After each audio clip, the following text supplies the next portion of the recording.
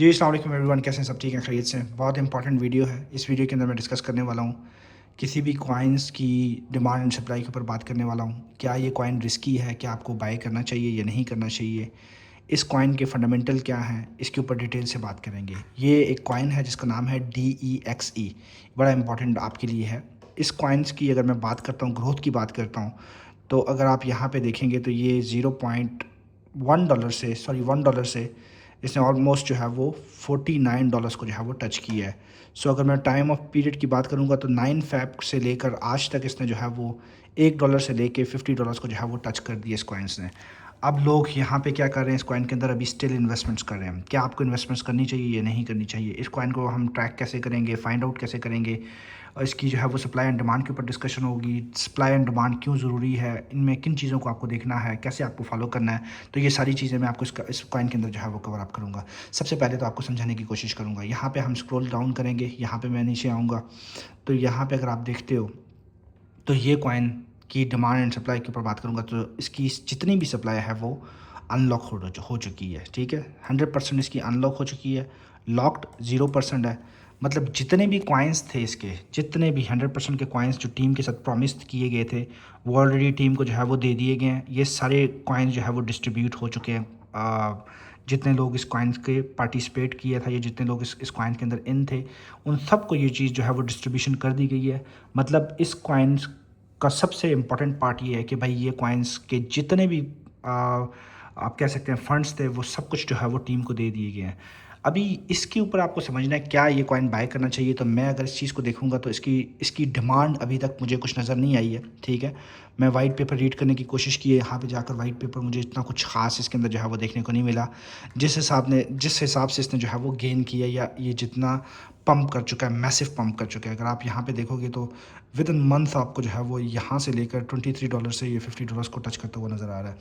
अब यहाँ पे आपको समझाने की कोशिश करूँगा। नीचे स्क्रॉल डाउन करोगे तो यहाँ पे आपके पास एक बहुत बड़ा रिस्की आइटम आपके पास आता है। वो आता है 95% की जितनी भी सप्लाई है वो टॉप 10 यूज़र्स के पास होल्ड करी, और ये जितने भी टॉप 10 यूज़र्स हैं बेसिकली ये ऑलरेडी टीम का हिस्सा हो सकते हैं। ठीक है, इनको ट्रैक कैसे करना है उसके ऊपर मैं डिस्कशन करूँगा। सो 95% होल्डिंग इनके पास है। तो क्या हो चुका है, ये कॉइन जो है वो सेंट्रलाइज्ड है, डिसेंट्रलाइज नहीं है, क्योंकि इसकी सप्लाई ऑलरेडी अनलॉक हो चुकी है और ये वेल्स के हाथ के अंदर है। वो कभी भी अपना पैसा लेके इस कॉइन से निकलेंगे।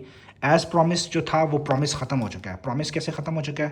प्रॉमिस ऐसे ख़त्म हो चुका है कि जितने कॉइन्स थे वो ऑलरेडी दे दिए गए, लेकिन टीम ने अभी तक अपना पैसा एग्जिट नहीं किया इस कॉइन से, और वो कभी भी अपना पैसा एग्जिट करेंगे क्योंकि लोगों को ट्रैप करेंगे, ऊपर फंसा कर अपना पैसा लेके मार्केट से निकल जाएंगे और फिर बात ख़त्म हो जाएगी। ये कॉइन फिर कभी शायद रिकवरी करता हुआ नज़र ना आए। ठीक है, ये कॉइन कहाँ तक जा सकता है ऊपर, उसके ऊपर भी डिस्कशन करेंगे। अब यहाँ पे एक चीज़ दिखाने की कोशिश करता हूँ। तो इस बंदे के पास 13.74 मिलियन के जो है वो अमाउंट के कॉइन्स पड़े हुए हैं और उसकी वैल्यू बनती है 596.7 जो है वो मिलियन की इसकी जो है वो वर्थ बनती है। अब यहाँ पे समझाने की कोशिश करूँगा। फॉर एग्जांपल मैंने इस वैलेट को यहाँ से कॉपी किया। ठीक है, कॉपी किया और मैंने वेबसाइट ओपन की है और ये वेबसाइट का नाम है कॉइन स्टेट्स। ठीक है, मैं इसके ऊपर आ गया हूँ। ठीक है, अब यहाँ पे अगर आप देखो इस बंदे के पास तो कितने अभी इसके पास टोटल वर्थ कितनी है इसके अकाउंट की, तो वो 273 मिलियन की वर्थ है इस अकाउंट की। ठीक है, और यहाँ पे इसकी पूरी डिटेल आपके पास आ जाएगी कि भाई क्या इसका पीएनएल चल रहा है, कहाँ से इसने बाइंग की है और क्या इसका प्रोसेस है। तो जब मैंने इसको इस जितने भी इसके पास एसेट्स पड़े हुए हैं इस कॉइन के अंदर, इसकी बाइंग बनती है इस कॉइन की, मैंने इसको डिवाइड करके चेक किया है तो इसकी प्राइस बनती है, पता है आपको कितनी बनती है? इसने जो है वो $10 के ऊपर एवरेज बाइंग बनती है इस कॉइन की। $10 के ऊपर एवरेज बाइंग है और आज अगर इसकी बात करता हूँ तो इसकी प्राइस ऑलमोस्ट जो है वो ट्रिपल हो चुकी है। अगर ये बंदे ने जो है वो अगर इस बंदे ने जो है वो बाइंग की थी यहाँ पे 13 मैं बात करता हूँ $11 के ऊपर बाई की थी, तो ये इसका 1x हो गया अमाउंट का, ये इसका 2x हो गया और ये 3x ऑलरेडी इसने अपने अमाउंट को जो है वो मल्टीप्लाई कर दिया है। अब ये बंदा कभी भी अपनी अमाउंट लेकर मार्केट से एग्जिट कर सकता है। ठीक है, तो ये चीज़ हो जाएगा हाई रिस्क के अंदर। अगर इसको लगेगा कि यार मार्केट के अंदर इस कॉइन की डिमांड ख़त्म हो रही है तो ये कभी भी अपना पैसा जो है वो लेके निकल सकता है। अब ट्रांसपेरेंसी क्या थी? वो ये थी कि भाई इन्होंने अपना डेट टाइम के साथ हर चीज़ जो है वो रिलीज़ की है। अब अगली गेम आ गई है कि भाई ऐसे कॉइन्स के अंदर मैं कभी भी इन्वेस्टमेंट्स नहीं करूँगा, कभी भी ऐसे कॉइन्स को मैं बाय नहीं करूँगा, कभी भी मैं इतनी इतनी इतनी आउट परफॉर्म होने के बाद मैं नहीं बाय करूँगा। जिस कॉइन्स के अंदर होल्डिंग अगर 95% 10 यूज़र्स के पास है तो मेरा पैसा सिक्योर नहीं है, क्योंकि हम को यही देखना है कि भाई ये जो प्रोटोकॉल्स हैं ये डिसेंट्रलाइज्ड प्रोटोकॉल्स हैं, किसी के हाथ के अंदर पैसा नहीं होना चाहिए, कोई भी किसी कॉइन को इजीली पंप एंड डंप ना कर सके। मैं उन्हीं कॉइन्स के अंदर जो है वो इन्वेस्टमेंट्स करना पसंद करूँगा, ठीक है। उसके बाद मैं आर्कम के ऊपर आया हूँ। यहाँ पे मैंने देखा है तो इस वॉलेट की जो टोटल वर्थ है वो ऑलमोस्ट जो है वो अभी के टाइम के ऊपर 1 मिलियन जो है वो रखी हुई है, जो ओपन जो है वो इसको देख सकते हैं, ठीक है। मैंने इस वॉलेट को ट्रैक करने की कोशिश की है। तो आपके पास ये है कि भाई किसी भी कॉइन्स की अगर सप्लाई जैसे कि अनलॉक हो चुकी है तो आपने उस कॉइन्स को देखना है। जैसे कि एक कॉइन है, यहाँ पे एक और कॉइन की बात करूँगा मैं, RIF कॉइन की बात करूँगा। तो इस कॉइन की भी यहाँ पे अगर आप देखो तो मैं अगर इस कॉइन को ओपन करता हूँ तो यहाँ पे देखो तो ऑलमोस्ट इस कॉइन की भी जितनी भी सप्लाई है वो अनलॉक हो चुकी है। ये भी हाई रिस्क के अंदर आता है मेरी नज़र के अंदर, ठीक है। 100% जो है वो अनलॉक हो चुकी है और इसकी जो लॉक्ड है वो 0% है। और 3 बंदों के अंदर ये डिस्ट्रीब्यूट होनी थी RIF लैब्स के अंदर, और ये जितने भी स्टेक होल्डर्स थे इनको ऑलरेडी मिल चुकी है। अब अगर आप देखो तो इस कॉइन की जो टोटल वैल्यू की बात करता हूँ तो 98% लोगों ने अभी तक होल्ड किया हुआ, कभी भी मार्केट से पैसा लेके निकल सकते हैं। तो इस चीज़ से आपको ये अंदाज़ा होता है कि ये जो मार्केट है बेसिकली ये डिसेंट्रलाइज प्रोटोकॉल्स हैं। इस चीज़ को अपने दिमाग के अंदर उतारना है कि अगर कोई भी कॉइन जो है वो डिसेंट्रलाइज नहीं है, उस कॉइन के अंदर इन्वेस्टमेंट नहीं करनी है। कार्डानो की बात करता हूँ, देखो यहाँ पे मैं आपको समझाने की कोशिश करता हूँ। इसलिए ये चीज़ें आपको देखना बहुत ज़्यादा ज़रूरी होता है आप लोगों के लिए, और मैं आपको हमेशा ये बात करता हूँ कि आपको इन चीज़ों के ऊपर फोकस करना। जैसे कि कार्डानो है ना, ठीक है।